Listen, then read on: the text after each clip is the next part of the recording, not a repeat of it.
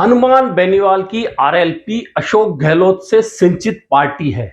नागौर और खींवसर में किसके कहने पर काम हो रहे हैं और कांग्रेस में ईमानदारी से काम करने वालों का हश्र हमेशा बुरा होता है।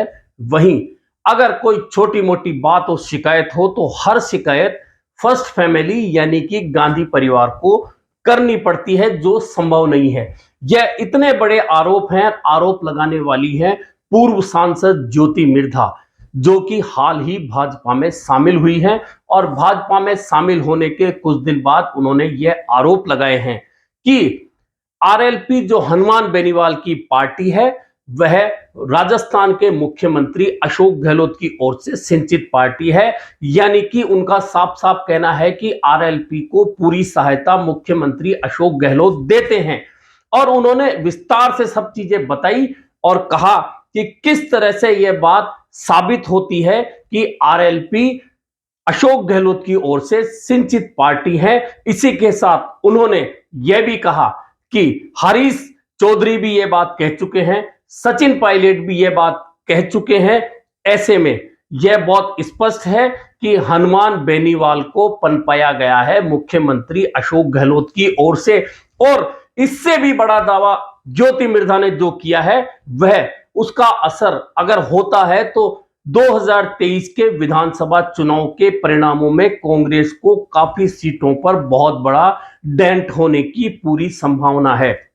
ज्योति मिर्धा का कहना है कि अशोक गहलोत और सचिन पायलट के बीच में कांग्रेस पार्टी में जो समझौता दिख रहा है वह सिर्फ दिखावा है और 2023 विधानसभा चुनाव तक ही यह नजर आएगा। लेकिन इसी के साथ ज्योति मिर्धा ने कहा है कि आप देख लेना, जो बात मैं कह रही हूं वह साबित होगी जब सचिन पायलट के जो भी उम्मीदवार होंगे उनके सामने आरएलपी के उम्मीदवार अशोक गहलोत के कहने से उतारे जाएंगे, ताकि सचिन पायलट खेमे के लोग चुनाव हार जाएं। यह बहुत बड़ा आरोप है ज्योति मिर्धा का।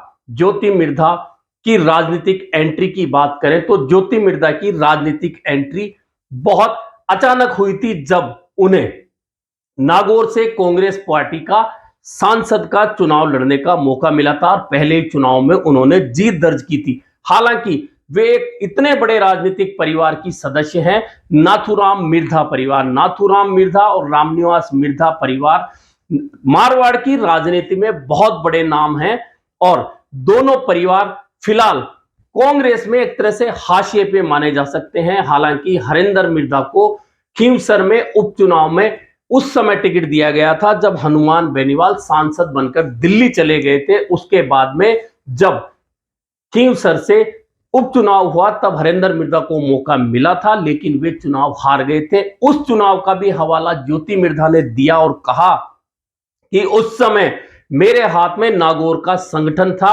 और उस दौरान में हरीश चौधरी नागौर के प्रभारी थे। मैंने खींवसर उपचुनाव में ईमानदारी से काम किया, लेकिन उस ईमानदारी से काम करने का हश्र क्या हुआ यह आप सभी लोगों के सामने है। लेकिन सारी बातें पीछे छूटती है। सबसे बड़ा आरोप जो ज्योति मिर्धा का है कि अशोक गहलोत आरएलपी को सिंचित कर रहे हैं, यानी कि उसकी मदद कर रहे हैं।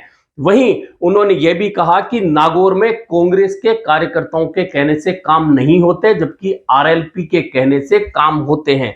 ये वहीं रुकी नहीं ज्योति मिर्धा। इसके अलावा उन्होंने चेतन डूडी जो डीडवाना से कांग्रेस के विधायक है उन पर भी आरोप लगाया, उनके स्वर्गीय पिता पर भी आरोप लगाया और कहा कि मेरे चुनाव में चेतन डूडी ने खिलाफत की थी। उससे पहले जब संसदीय चुनाव में लड़ रही थी उससे पहले उनके पिता रूपाराम डूडी ने भी मेरी खिलाफत की थी।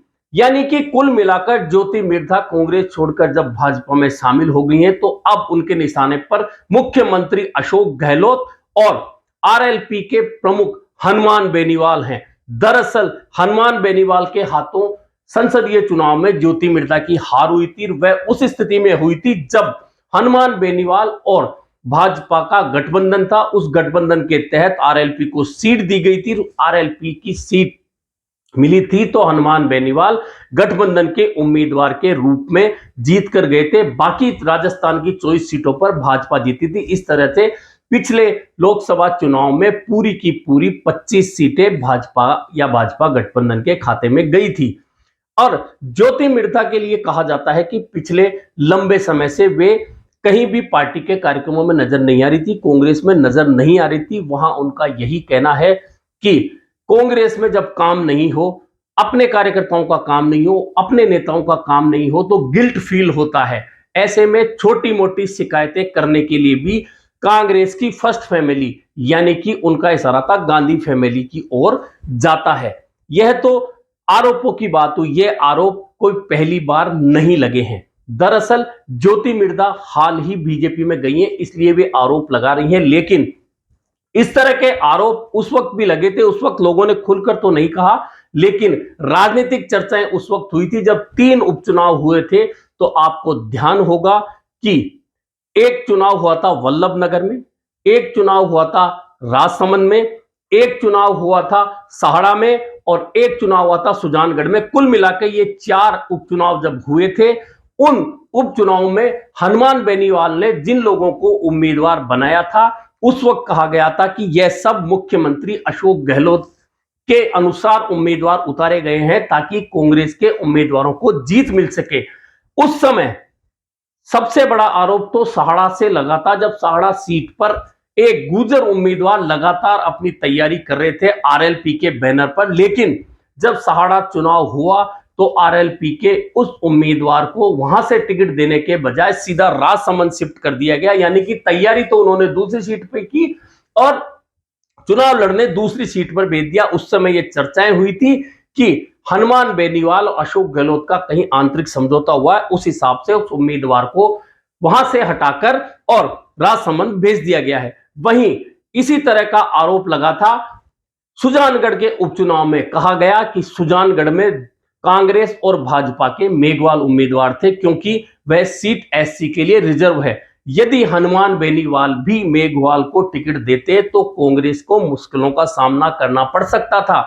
ऐसे में हनुमान बेनीवाल ने नायक को उम्मीदवार बनाया और नायक जितने वोट लेके गए उससे भी कम वोटों के अंतराल से कांग्रेस की जीत हुई। लगभग आधे के लगभग वोटों से कांग्रेस के उम्मीदवार मनोज कुमार चुनाव जीते थे। वहीं हाल ही जब सरदार शहर में उपचुनाव हुआ तब भी कहा गया कि जाट वोटर कांग्रेस के खिलाफ जा सकता था। ऐसे में जो उम्मीदवार आरएलपी की ओर से उतारा गया वह जाट वोटों को लेकर गया और वहां कांग्रेस के उम्मीदवार अनिल कुमार की जीत हुई।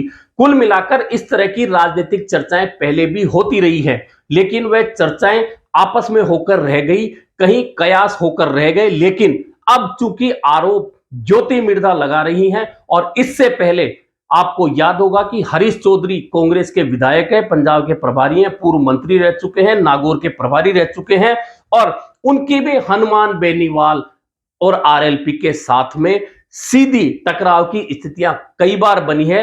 और उन्होंने भी सीधे तौर पर तो नहीं कहा, लेकिन उन्होंने अप्रत्यक्ष रूप से जरूर यह कहा है कि आरएलपी को कौन पनपा रहा है सब जानते हैं, सब समझते हैं।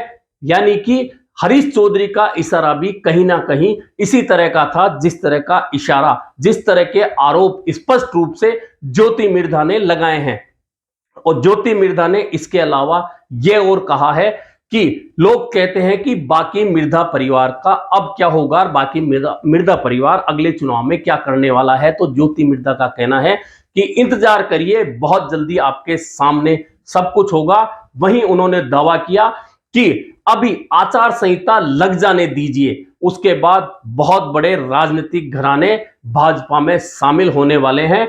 वहीं उसके अलावा उन्होंने राहुल गांधी के बयान को कोट किया, जिस बयान में राहुल गांधी ने यह कहा था कि मध्य प्रदेश, छत्तीसगढ़ में हम जीत रहे हैं, तेलंगाना भी हम जीतेंगे, लेकिन राजस्थान में नजदीकी मुकाबला है। इस बात को कोट करते हुए ज्योति मिर्धा ने कहा कि खुद मुख्यमंत्री अशोक गहलोत ने भी यह मान लिया है, क्योंकि खुद मुख्यमंत्री अशोक गहलोत ने अपने भाषण में कहा है कि भाजपा को यह बात बता देनी चाहिए कि यदि उनकी सरकार आई तो हमारी योजनाएं बंद नहीं की जाएंगी। यानी कि खुद मुख्यमंत्री अशोक गहलोत भी मान चुके हैं कि राजस्थान में भाजपा की सरकार आने वाली है। कुल मिलाकर बहुत सारी बातें, बहुत सारे आरोप और बहुत सारी बातें ज्योति मिर्धा ने कही है। हालांकि जैसे जैसे अब चुनाव नजदीक आएगा, वैसे वैसे जो नेता जिस बड़े नेता से दुखी है या उससे दबा हुआ रहा है, निश्चित तौर पर इस तरह के आरोप निकल कर आएंगे। लेकिन नागौर की राजनीति में मिर्धा परिवार का वर्चस्व कभी भी खत्म नहीं हुआ था। भले ही पिछला चुनाव ज्योति मिर्धा हार गई थी, लेकिन उससे पहले ज्योति मिर्धा की एंट्री हुई थी तो पहला ही चुनाव उन्होंने दमदार तरीके से जीता था। अब वे भाजपा में हैं और स्पष्ट कहा है कि वे सांसद का चुनाव लड़ेंगी या विधायक का चुनाव लड़ेंगी, इसका फैसला भाजपा का आलाकमान करेगा। वे जैसा चाहेंगे वो चुनाव में लड़ूंगी। वहीं उन्होंने ये भी कहा कि यदि विधायकी का चुनाव उन्हें लड़ाया जाता है तो उनकी पहली पसंद खींवसर होगी। दरअसल अब खींवसर का नाम वे इसलिए लेती हैं कि वह हनुमान बेनीवाल का गढ़ कहा जाता है खींवसर को। ऐसे में ज्योति मिर्धा चाहती हैं कि भाजपा यदि उन्हें विधायकी का चुनाव लड़वाए तो खींवसर से लड़वाए, क्योंकि वे उस बात का जवाब भी देना चाहती हैं जिसमें हनुमान बेनीवाल ने आरोप लगाया था कि ज्योति मिर्धा राजनीतिक रूप से कमजोर हो चुकी हैं। ऐसे में ज्योति मिर्धा चाहती हैं कि उन्हें खींवसर से चुनाव लड़वाया जाए और उस चुनाव में वे हनुमान बेनीवाल को चुनौती दें, और उस चुनौती में अगर वे जीत जाती हैं तो हनुमान बेनीवाल को उस बात का जवाब मिल जाएगा जिसमें कि वे कहते हैं कि ज्योति मिर्धा राजनीतिक रूप से कमजोर है।